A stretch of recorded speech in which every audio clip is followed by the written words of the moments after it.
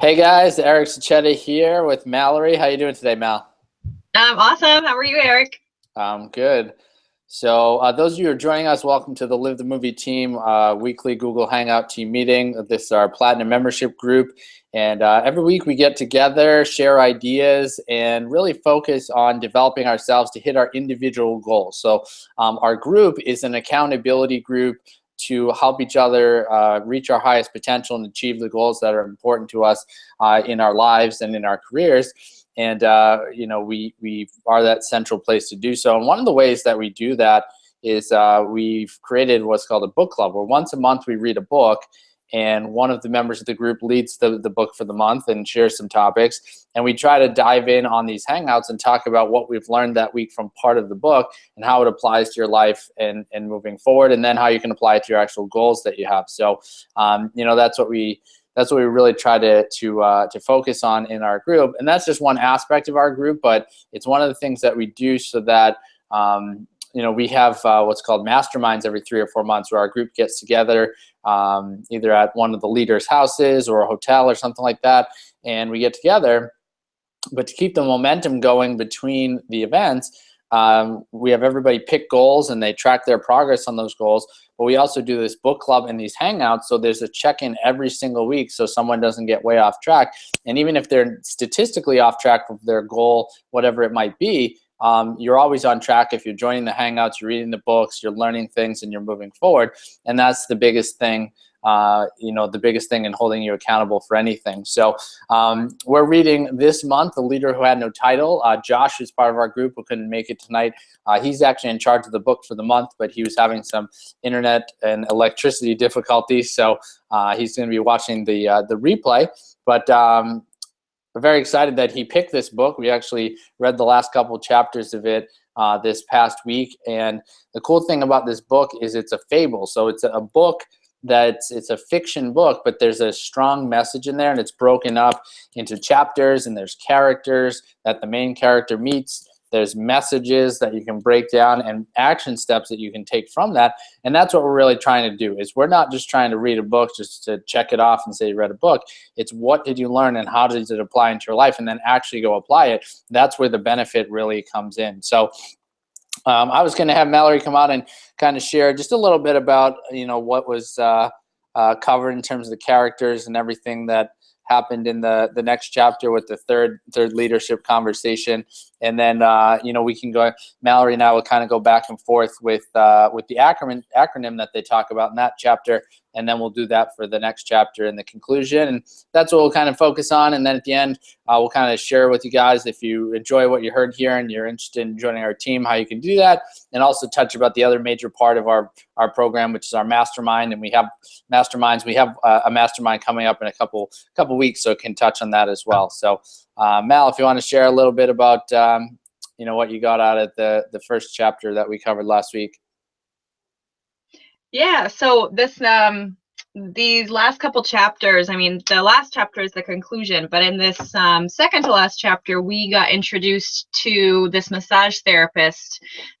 His name is Jet, and he basically is one of the most well-known massage therapists in New York City, and he has celebrities and really well-known people in New York. It's like the place to get a massage, I guess, in New York. And he actually has a couple other locations, outside of where he is, that he's opened up. So he's just like running this huge massage business. And it's pretty cool because it doesn't really matter. I mean, all the characters are different, but it doesn't really matter what is a profession. One of the lessons I think that I got out of the book was it doesn't matter what you do as a profession. You can bring your best to anything you do and make an impact in other people's lives.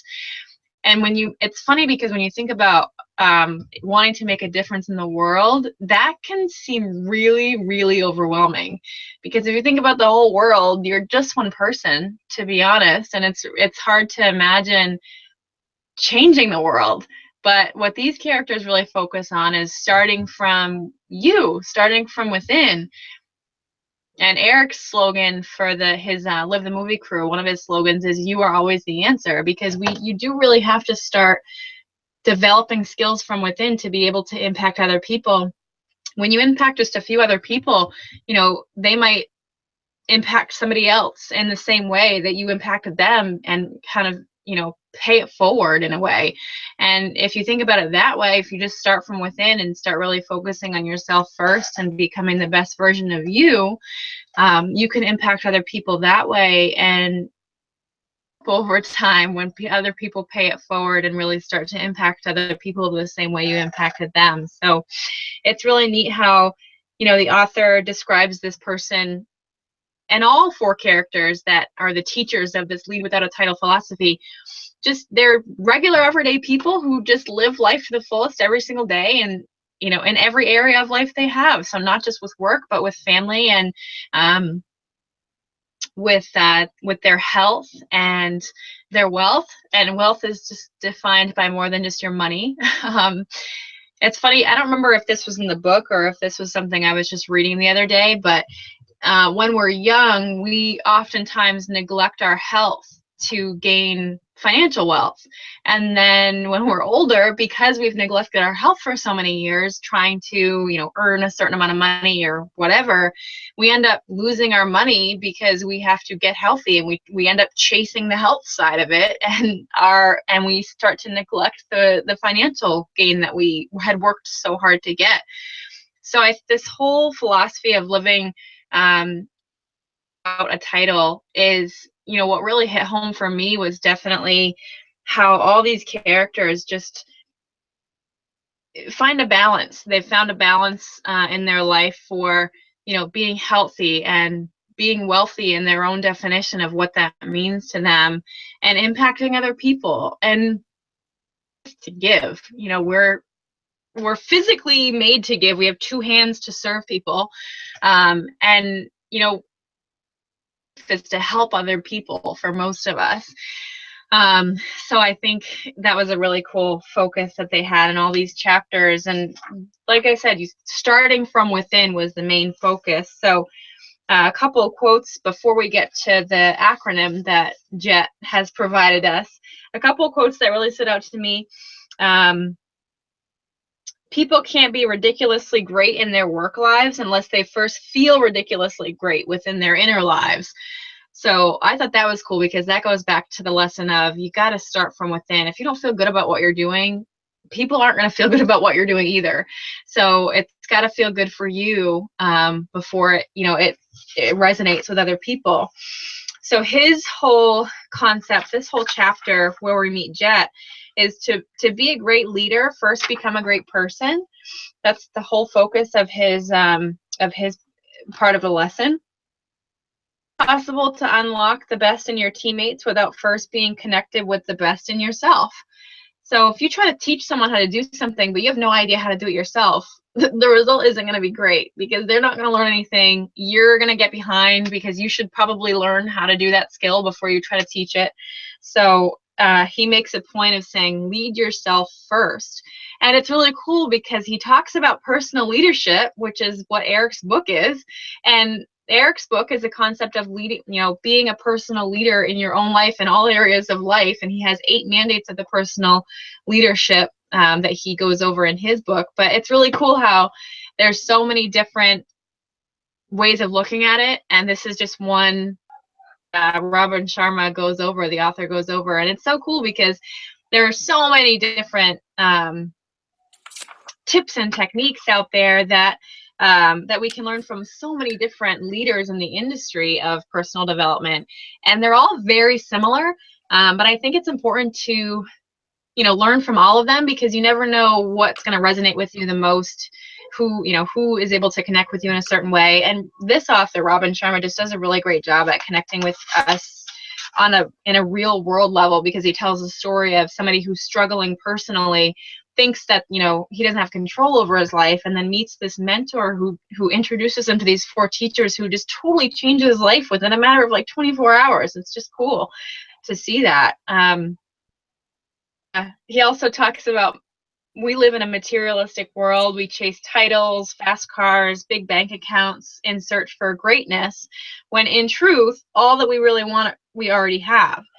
So if you look around you, a lot of times those things that we want that are materialistic, we want them because of the feeling that they'll give us, when in reality, we already have the ability to feel those feelings without having that stuff.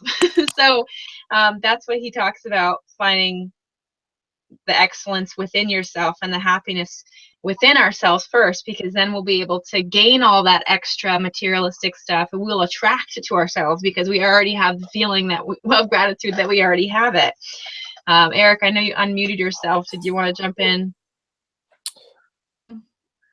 Well, I think it's pretty cool, the stuff that you're sharing and the quotes there. I was just gonna touch on I guess the first letter of the acronym comes first, and then he talks about the 7 fundamentals of leadership, personal leadership, as kind of part of that. Yeah. So if you had any more quotes to share, you could share them. Otherwise, I was just going to start to mention what the first letter of the acronym was, and then also touch on the personal leadership and give my 2 cents of that and how it relates to what we talked about in our book. Yeah, totally. I mean, the only other quote that I have that I really, really loved, I have a couple others here highlighted, but the biggest impactful one is, "You're perfect the way you are." And I've always personally said, and I have more to this quote to read, but I've always personally said, no one can be like anybody else. You're you, and you are the perfect you. So no one's perfect by the definition of perfect, and chasing perfection is just an uphill battle that you'll never get to the top with. But you are the perfect you, so stay true to yourself in all that you do. And he says, this hit home for me. Self-leadership isn't about improving. Wrong with you. You're already perfect the way you are.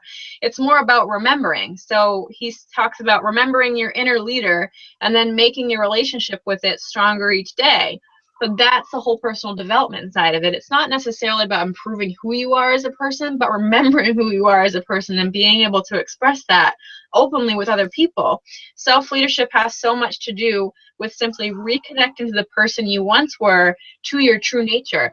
There are so many things around us that influence who we are: society, media.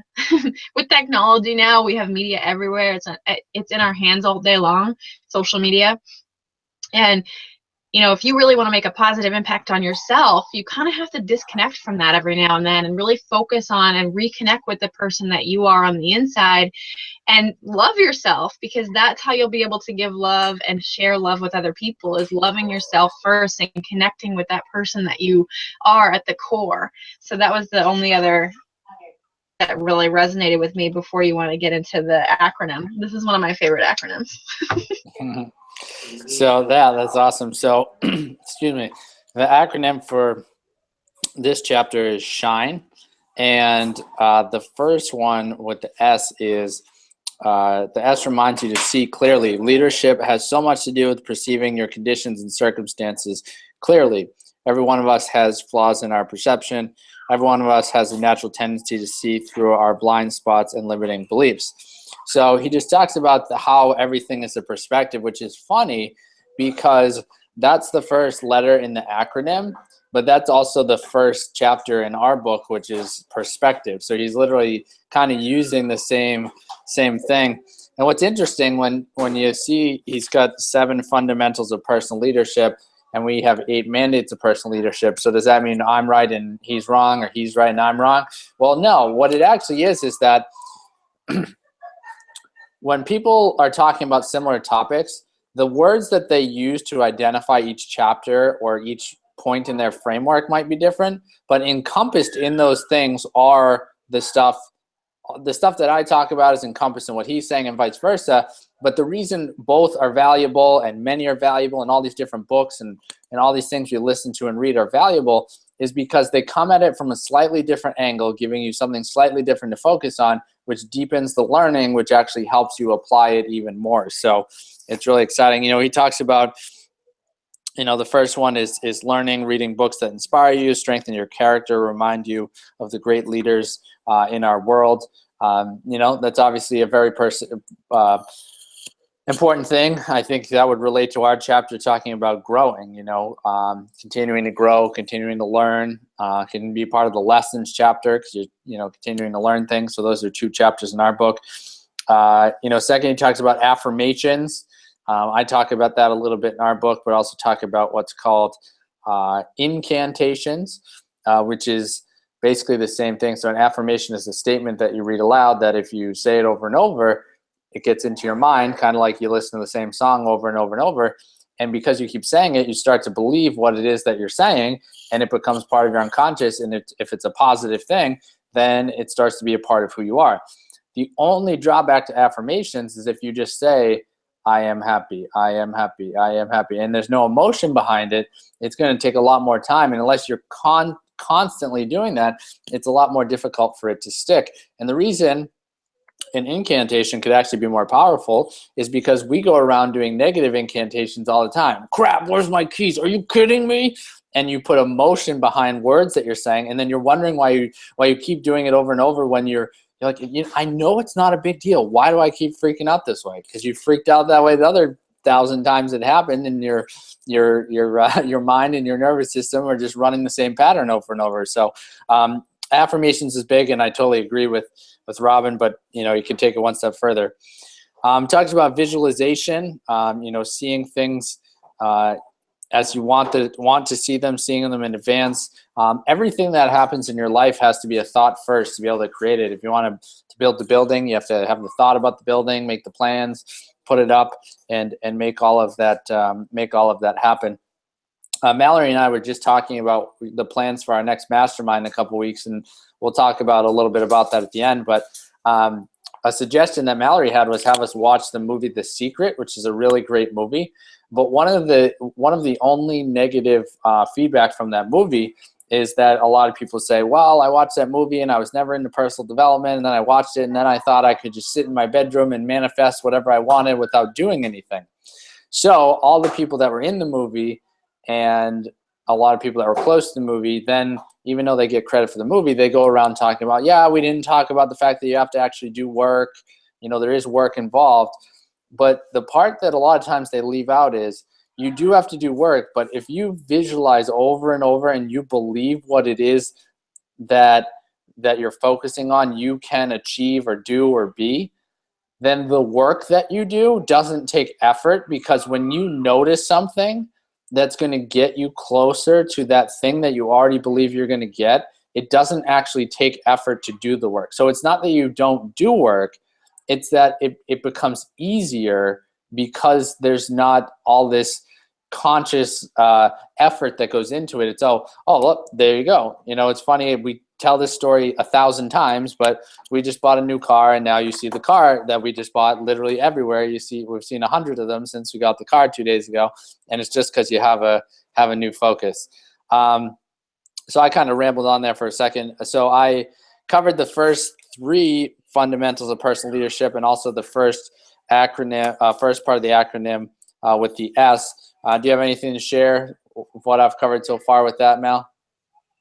Yeah, I think that was great. I actually made a note to add about that affirmation that, you got to say it with feeling, because if you say it and you don't really feel the emotion that's associated with what you're saying, it doesn't connect to your subconscious, and you won't associate the right feeling with it. So he says, reciting the affirmation, today I am focused, excellent, and stunningly passionate in all that I do. And like Eric said, if you say that with like, today I'm focused, excellent, stunningly passionate in all that I do, I'm not going to feel excellent, passionate, and focused for the day, because I didn't feel it when I said it. But it's so important to build because we're humans. Feelings is what we go by most of the time. If we feel good about something, we're going to keep doing it. So I think that was a great point to make. And as far as visualization, I think one of the exercises that anybody can do for 3 or 5 minutes, especially if you're a beginner, is meditation, because that can, when you take time to just breathe and be present in the moment and accept all the thoughts that come into your mind, and just kind of, what I do when I meditate is when I breathe in, whatever thought comes into my mind, I in with the thought and then out with the thought, and it goes away. And then I start to, after that, kind of, that happens a few times before I'm able to just calm my mind completely. But then when I'm able to do that, I can start, thinking of things that I want to happen throughout the day. So one of the things he talks about getting up at 5 a.m. every day. And these 7, what Eric's going over now is the personal leadership, the 7 things to kind of focus on in the morning. Not all 7 at once, because that would be impossible to do all 7 in like an hour in the morning, but to focus on 2 or 3 of these. So yesterday, or it was this morning. It feels like it's been such a long day because I did get up at 5, but I did, and I meditated this morning. And he says, what was huge and what I noticed a difference of is the way you start your day determines how well you live your day. So it's so cool because visualize like all the things that were going to happen today in the morning, and I really woke up with a clear mind. And on my way to work, I was like, wow, I feel so much better, even though yes, I was groggy at 5 a.m. No, I didn't want to get out of bed at 5 a.m. because I did that. And I committed myself to it. By the time 7:15, 7:30 rolled around and I was ready for work, I felt like $1,000,000 because, and normally when I would leave, because I usually would get up at 6 or 6:30, normally when I would leave it by like 7:15, 7:30, I would just be like getting going for the day. And I was kind of going through the motions, getting ready for work during that whole hour that I was awake. But because I took that time to actually focus on energizing my brain after being asleep for 8 hours and, getting myself ready for the day mentally before I did anything physical, it made a huge difference. And I was really surprised. And I'm sure it's going to take me a few days, a few weeks even, to really get my body trained to get up that early without, not wanting to. And he even says in the book, you're going to be grumpy, you're going to be miserable for the first couple of weeks, but it's totally worth it to commit to something like that. Such a small change, just getting up 1 hour earlier than I'm used to. But it makes like a huge difference. I already have felt the difference today. So I'm really, really excited about that part of it. And like Eric said in the beginning, it's all about not just reading the book, just to read the book and say, yeah, I read this personal development book, but using the stuff that we read about and having it impact our lives, because that's going to make all the difference in helping us to help other people. So it's just a cool thing that I noticed today when I woke up and meditated this morning. I was like, dang, I gotta do this every day, even though it sucked getting up an hour earlier than I'm used to. That's cool. I know that we talked about that this book was Josh's suggestion, but one of the things, and when he watches this replay over the next couple of days, maybe the activity from this book is to actually use the time when you get up in the morning or last thing at night, or maybe both, to try to do 3 of these things like he talks about, because they indirectly and directly affect your goals. So it is a good activity that we could do. So that's something we can throw out there to the group and see if that's something that we want to do as kind of the exercise coming off of this book. The next one is journaling, which is number 4 of the 7 fundamentals of personal leadership. This one can be very exciting and important because, even though over time we can remember the big events and the progress that we made, sometimes looking at, what you're focused on, what you're excited about, what your goals are, what happened, what you're overcoming, all these different things, and you can see that progress, day by day. That can make a huge amount of self-awareness, but also can show you the progress that you're making, because day to day we actually don't make a ton of progress in terms of like percentage of how you're growing. But if you can look back over a long period of time, and then you can look and see how it came from these day-to-day actions, you're more likely to continue to work hard and grind through those tough days and continue on the path to your goals. The next one's goal setting. Obviously, setting goals is very important, and I think most of us that are interested in personal development, we know all the activities you could do about goal setting. There's so many ways you could goal set. There's the thermometer. There's 1, 3, 5 year goals. There's midterm, long term, whatever. There's stretch goal, middle goal, whatever you call it, safety goal, or whatever you call it. And we know all those things. The part about doing it is not only setting the goal, but reminding yourself over and over. And that's what our group is here for, and the accountability of it. Because there were times, Mallory and I both worked for the same company a bunch of years ago that was a sales and marketing company, and they did an unbelievable job of teaching us all these concepts. But one of the ways sometimes, and Mallory will probably agree with me, one of the ways that sometimes on the back end it didn't necessarily work out is that you get the ideas and you're all excited and whatever, but after days and weeks of working hard, either as a sales rep or a manager, if you don't reconnect to the goal and see what it is and why you're going after it, and then you show up to do this pretty hard job when it comes to how much you have to focus and your effort and the time that you spend in it, now it seems even harder because you don't even know where the target is or why you're doing it. So that's not why it's not only important to set goals, but to make sure to look at them over and over and over. The last two here are exercise. Exercise is really important. There's one interesting thing is everyone knows how the heart is the pumps your blood around your body.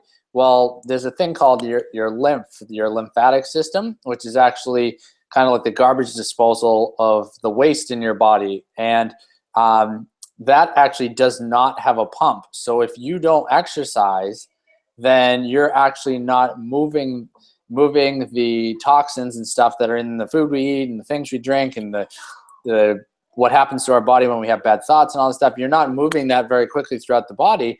And not only can it make you gain weight or whatever, but regardless of whatever your weight is, you could just not feel right and you're wondering why that is.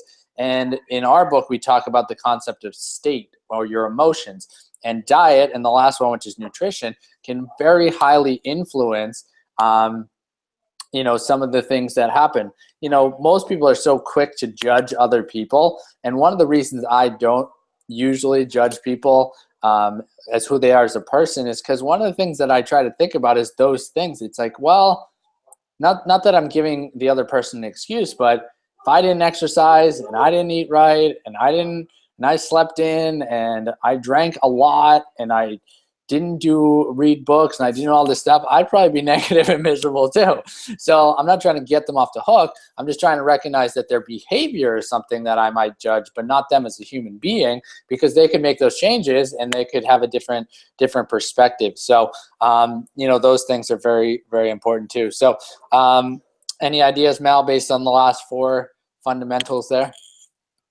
Yeah, I would say that's a great point about your lymphatic system. I didn't really even think about it that way. I know I feel better when I work out, but didn't really know it connected scientifically or whatever. But journaling, I wrote down, writing down what you're feeling and not just what you're doing, because I think a lot of times if what I used to journal about was just like, I did this today, I did this and this and this today. But if I didn't have an emotion connected to those things and I was writing it down, if I read back to what I did, I was like, I wouldn't be able to remember how I felt unless it was written down. So I think writing down, if you do end up journaling, which I really highly suggest because it is such a powerful tool to help yourself think clearer and ideas come to your mind easier when you journal.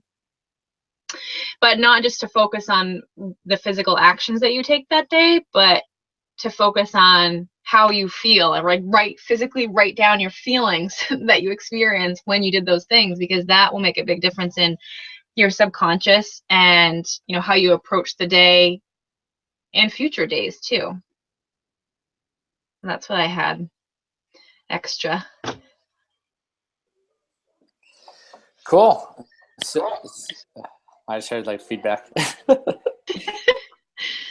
So yeah, let's see. So we kind of covered some. It's kind of interesting how we talked about the acronym and then came up with another framework within the acronym. But the next one in SHINE is health is wealth. I don't know if you were quoting before from this, Mallory, but I wrote down, if you lose your health, you lose everything. Don't let that happen to you. That was something that I put there. And I think, you probably got it from here. When we are young, we sacrifice our health for wealth. When we become old and wise, we become willing to sacrifice every bit of our wealth for just a day of good health. So you probably heard that somewhere else and got it from the book, I would assume. Yeah, definitely. So we talked about that already. That kind of leads into the last two in the acronym. Not the acronym, the seven fundamentals. The next one, I, is inspiration matters. Inspiration is all about feeling fully alive. And the thing is that, like Mallory touched at the beginning, one of the cool things about this book is he purposely has the four characters be people that have quote unquote ordinary jobs or ordinary roles, and showing that you can make it extraordinary. I think it's like a Mother Teresa quote, there's only ordinary people doing ordinary things in an extraordinary way, or something like that. So you can be inspired in anything you could do. You can make a difference in anything that you could do. And it's very powerful in that way, because if you think in the opposite way, it's never enough, right? You make billions of dollars, you have all this stuff, it's never enough. But if you can learn to appreciate and make a difference no matter what you're doing, then everything you achieve and everything you get to do and everything you get to experience all manifests from that spot and is exciting, rather than just trying to fulfill some ego that you have within yourself. So the N talks about neglect not your family. Your loved ones matters. What's the point of being super successful if at the end you're completely alone? And everybody talks about this, personal development leaders, spirituality leaders, and they give you a fact. They say, if you could just go talk to people that are about to pass away, they don't talk about how much money they had or this or that. I lost a great uncle this summer and a grandfather, and no one was talking about his job or how many hours he worked or whatever. It was, oh, what a good guy. Look at all the experience he had. Look at all the people that are here that were a part of his journey and a part of his life. And if that's the goal anyway, doesn't mean we can't run a company. It doesn't mean we can't make money, but don't make that the number one thing that we're focused on and lose sight of why you're doing things. And I think a lot of times, kind of out of a fear of not being enough, people achieve a lot, but then they leave people in the dust, and then they give it all back just to be able to spend more time with people. So I think that's important. And then the last one is to elevate your lifestyle. He talks about, you don't speak about it very often, but we're here to experience as much as we can, and it is an abundant world, and be able to live life the way you want is important, as long as it doesn't sacrifice the things that are even more important to you. So it's a balance of trying to do that. I think without I can share this story really quick, and then Mallory can kind of give her 2 cents about the acronym and kind of touch on the conclusion. But I've read about this story in like 5 or 6 books, and I'll try to give the really, really quick abridged version without going into all the details. And Mallory might have heard it before too.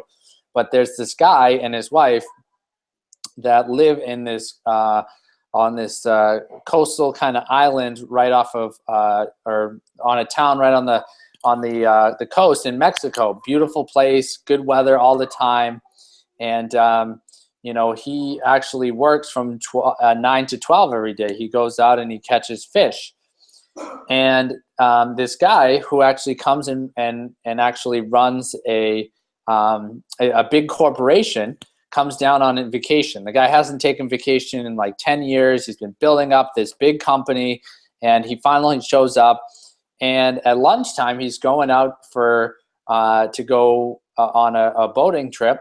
And he sees this guy coming back in on his boat. He's got a few fish there, and he stops him in his boat, and he goes, "Hey, sir, what are you doing? You just going in for lunch?" He goes, "No, I'm done for the day." And he goes, "Why would you be done for the day? You've got 3 hours. You got some fish there. If you went and worked like 5 or 6 more hours, you could have 2 or 3 times as many fish." And he said, "Well, why would I do that? I catch enough fish to feed my family. I wake up in the morning. I spend time with my family. I eat breakfast. I go out and I fish for 3 hours. I have enough fish to my family to eat and to sell the rest to be able to do some of the things I want. I go home. I eat lunch. I get to take a nap. And then I end up doing some reading and things around the house. Then I get to have dinner with my family every night. And then me and my wife each grab a glass of wine. We walk into town. We listen to music. We go dancing. And we live right here on the shore. That's our life. But you don't understand. You don't understand. You're missing all this stuff here. and you could have 3 times as many fish. And the guy goes, well, okay, so if I have 3 times as many fish, then what do I do? He says, and then you get a second boat, and you hire someone to run that second boat so you can have double as many fish. He goes, and then what do I do? And then you can actually create a whole fleet of fish, a fleet of boats, and you can have 5 boats and do that. And that's just the beginning. And then you can outsource, and you can have fleets of boats in different places around the country, and you can spend all your time doing all this and catching all this fish and making all this money and doing all this stuff. And just to give you the abridged version, to finish the story, he goes, and then what? And the guy has to think for a second, the guy who runs the big corporation and never takes a vacation, and he goes, and then you can sell your shares of this company and make a ton of money. You can move to a little island town in Mexico, and you can hang out with your wife all day and have family meals, and then go walking into town drinking wine and sing and dance all night long. The point of the story is the guy already has the lifestyle and the life that he wants. Why is he chasing something more just to get what he already could have doing this? And not to say that people can't have bigger goals with more money or whatever, but it's just a very interesting story about how you look at your lifestyle and trying to figure out, do what I pick as my goals actually align with what I even want? So that's something really important. So that was a little bit of a tangent, but Mal, if you have anything about the rest of the acronym or kind of any thoughts about how the book kind of closes up, it's kind of very, very interesting anyway. Yeah, it is interesting how it closed up, and I had a feeling they were foreshadowing a little bit throughout the book of what would happen at the end. But right. I like what he said in the N standing for neglect not your family. There's a quote he says, "You really don't need that much to be really happy," and it goes along with that story that you just told. He gives examples, work you can be proud of, food on your table every night, wonderful health, and people you love. And I think that just speaks a lot to people who already have those things but take it for granted. And maybe, if you change the way you look at things, the things you look at change. So if you look at those things as all that you need, then other things start to come into your life that you didn't really expect. But because you showed gratitude for those things and you were willing to, work hard for what you have and be grateful for everything that you have, showing gratitude can be one of the simplest ways to attract more good things into your life, because you probably already have a really good life now, and it is good to have goals to improve things, and you have a goal to get more of something, but always remember to revert back to that feeling of gratitude. And he says in the Elevate Your Lifestyle section, he says, the main aim in life is simply to become all you're meant to be, and contribution is the ultimate purpose of work and life. And I think that is just a huge point. The last chapter, this letter to the reader, or this letter to Blake from Tommy, and spoiler alert, Tommy ends up passing away. He had cancer for a while, and his last kind of contribution to Tommy was to introduce him to this philosophy, and introduce him to the teachers that we were introduced to. And I wrote in the book, I highlighted where the letter starts, because Tommy, I just mixed those names around before, but Tommy has introduced Blake to these people, and he wrote Blake a letter at the end, and I kind of took this as a letter to us as the reader, because I think that's the purpose of it, because he talks about his last line is live beautifully, and to your last breath lead without a title. He also says, I wish you all that is great, my young friend. Dream boldly, live beautifully, and to your last breath leave without a title. So he kind of just wraps it up. He says, a last quote of the whole book, he says, Margaret Mead said, never doubt that a small group of thoughtful, committed citizens can change the world. Indeed, it is the only thing that ever has. So what Eric mentioned before about, ordinary people doing ordinary things in an extraordinary way, that really is all it takes to have an extraordinary outcome and live an extraordinary life. And when you think about it that way, you do have control over a lot more than you think, because if you externally in your life, if you stop looking at, you know, the negative things or things that are out of your control, and you turn around and look at, you know, look in the mirror and say, what can I change about me that would help improve this area of my life? He makes a point of saying that your health can literally impact all areas of your life, because when you have more energy in life, you have more energy at home, you have more energy at work. And when you have more energy, you're able to get more done and you feel better. So I think the big takeaway from this, and what I've, like I said, I'm going to start getting up at 5 a.m. every day and do a couple of these 7 tips. The biggest takeaway from this is that, you know, you have the power inside of you already. You don't have to, you know, really gain anything else besides, you know, reconnecting on the inside, which I think is the big point. And you don't want to get to the last, you know, the last day. We don't know when our last day is in life, but you don't want to get there and think, I should have done all this, because you can do it now. That goes back to that story that Eric told about the fisherman who literally is living his dream lifestyle.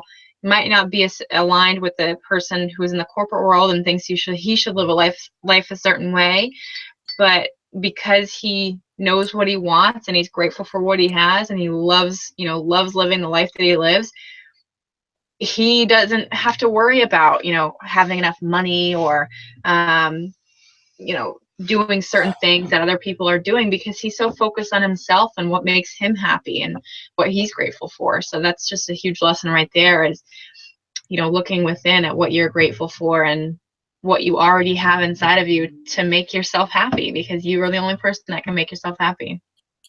Yeah, absolutely. Those are some really, really good points. I think what Robin tried to do in that last section was try to prove that, like you said, the ultimate contribution is not to dilute the lessons that he was teaching him with the 4 teachers by having him feel bad about the fact that he was dying and keep the focus off of that.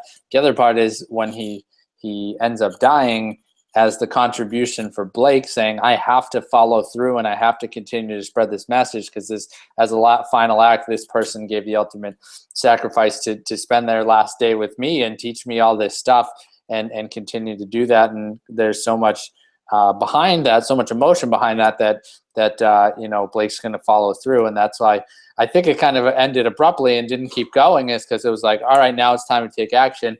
And like you said, Mallory, I think the book was talking about the characters, but really he's talking to you.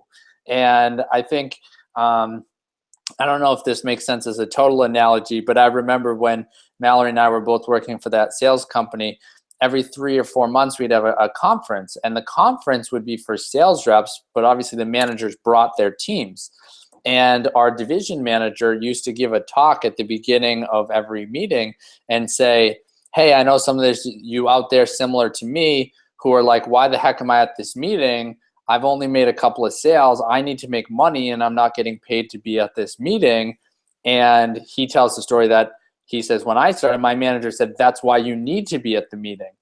And one of the things he told us as managers is, he said, you think that that speech is for the sales reps. That speech is actually for you guys, but I tell it to them because they're brand new and they need to hear it the first time to even stick around. You guys need to hear the same thing. No, my office is cranking and I need to keep going. My office isn't going well. I can't take a break for a day. So the message was really at us, similar to the message that Robin Chalmers telling us through those characters. So very powerful book. It's one of the best ones. You know, we've had a couple great books so far. So one of the last things I want to touch on is every few months, every 3 or 4 months, our group has what's called a mastermind. We get together for, usually it ends up being like 48 hours, but usually like a Friday night, a Saturday, and a Sunday morning. And we just jam and we learn as much as we can. We reinforce some of the things we've learned. We have fun, we laugh, we try to reconnect to the energy. It's cool to have these hangouts every week, but just to be there in person with people and to share ideas, you just get re-energized about what you're doing. And you can't just have that without meeting people in person. As technology continues to evolve, it will make it great because you don't have to be in the same place as someone, influence them, but nothing will ever replace, you know, at least every once in a while being face to face with a group of people to be in that energy. So we're actually doing that in a couple of weeks. Mallory's nice enough to host this next one. We've come up with some really cool ideas of what we're doing. So just want to introduce that to you guys that are watching that have never never heard of the group before. And if after listening to this, you think that our group would be something you'd be interested in, you're like, hey, I have some goals in certain areas of my life, I just not falling through, or I need someone to hold me accountable. I also want to focus on personal development, so mentally I don't get off course. Definitely get in contact with the person that sent you there, whether it's Mallory or Josh or me or Meg or someone in our group, and we'd love to chat with you and see if this is the right opportunity for you. And if it is, we'll welcome you on board, and we'll do our best to hold you accountable to goals and see you in the direction that we're going.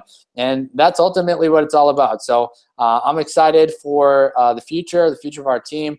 I'm excited for the mastermind in a couple weeks to continue to learn stuff. We're going to watch some movies. We're going to teach some stuff. And we're also going to continue to work on ways to improve the group. And if you join us, you'll get a chance to actually be a part of how we grow this group moving forward. So if you have any last thing to add, Mal, and then we'll wrap it up. I'm just really excited about the mastermind. So I don't really have anything else to add. I mean, once you join our group, you know, we have fun. We also learn a ton together. So it's definitely a blast to be a part of. So cool. Well, thanks for being on with me, Mal, and we will see you guys next week, and looking forward to the mastermind in a couple weeks. And like I said, if you're brand new to checking out our group, definitely get in contact with me or whoever sent you here. And live the movie. We'll see you guys next week, and I'll talk to you soon.